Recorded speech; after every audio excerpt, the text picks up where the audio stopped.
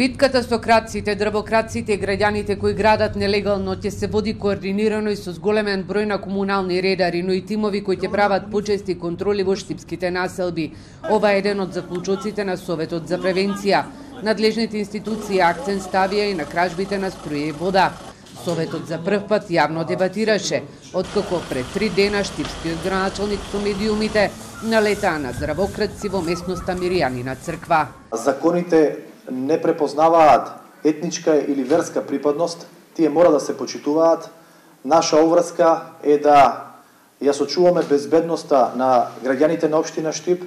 Наша обврска е да ги санкционираме сите оние кои што нема да ги почитуваат законите.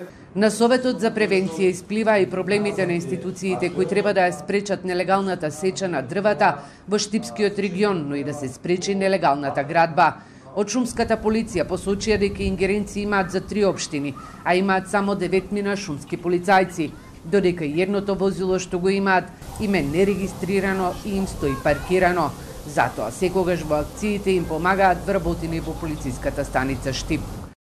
На потегот меѓу Мирјанина црква и Шашаварлија запленети се стотици запрежни коли, стари автомобили, пили и огревни дрва.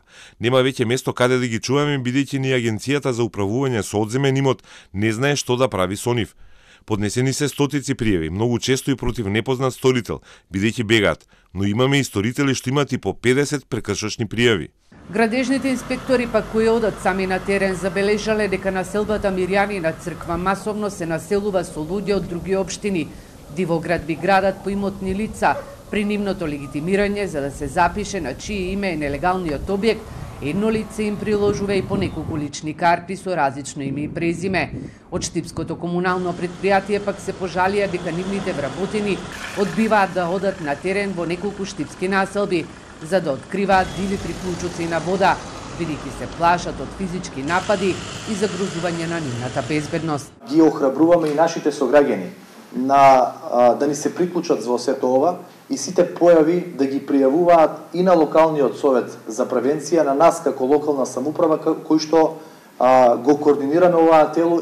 Меѓу проблемите и немање на соодветна локација за складирање на запленетите дрва, возила и останати предмети. Јорданов најави дека за проблемот ќе разговараат и со други општини, што се соочуваат со исти проблеми, за да делуваат координирано на терен.